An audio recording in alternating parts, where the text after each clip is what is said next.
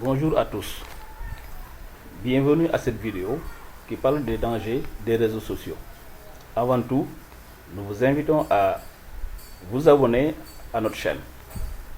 Nous allons vous présenter les 5 dangers les plus fréquents dans les réseaux sociaux. Le sommaire.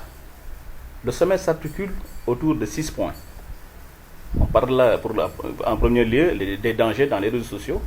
En deuxième phase, la vie privée et publique sur Internet. En troisième position, on va parler des dangers du partage des données personnelles. En quatrième phase, on va parler des atteintes à la réputation. En cinquième position, on parlera des réseaux sociaux comme outils de communication et comme outils de travail. Sixièmement, enfin, on va donner des conseils et des mesures à prendre pour utiliser les réseaux sociaux. Il y a beaucoup de dangers dans les réseaux sociaux. Beaucoup de dangers. Les jeunes et les femmes sont particulièrement vulnérables sur Internet. Ils sont tous accros au téléphone, au smartphone. Cependant,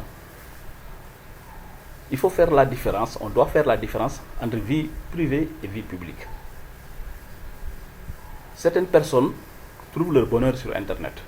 Par contre, d'autres en souffrent, car victimes d'intimidation, de harcèlement. Ainsi, les dangers viennent du fait de partager les données sur Internet. Surfer sur Internet laisse des traces. Facebook exploite aussi nos données personnelles. Images, âge, musique préférée, passion pour les jeux, marques préférées, etc. Et les revendent à des tiers, à ses partenaires. Toutefois, nos données personnelles peuvent tomber entre des mains criminelles. Pour cela peut entacher la réputation d'une personne.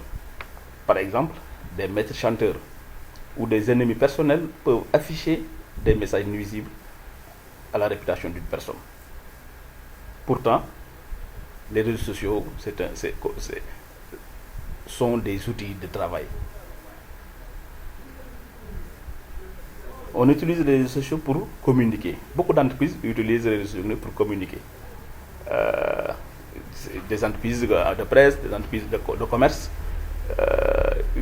pratiquement toutes les entreprises utilisent cela pour communiquer avec les clients. C'est un outil de travail. Enfin, nous allons vous donner des conseils et quelques mesures à prendre pour pouvoir affronter les réseaux sociaux. En premier lieu, il faut définir votre vie privée avec vos amis uniquement. En deuxième lieu, il faut éviter d'afficher toutes vos données personnelles sur les réseaux sociaux. Aussi, n'acceptez pas les demandes et les messages provenant d'un compte inconnu. Il faut signaler aussi les comptes suspects ou bien les bloquer. Il faut se faire former aussi dans le domaine de la sécurité des données personnelles. Prochainement, nous allons vous faire une vidéo sur comment bloquer un compte suspect sur Facebook. Nous vous invitons à s'abonner à notre chaîne pour suivre la prochaine vidéo. Merci de votre attention et à bientôt.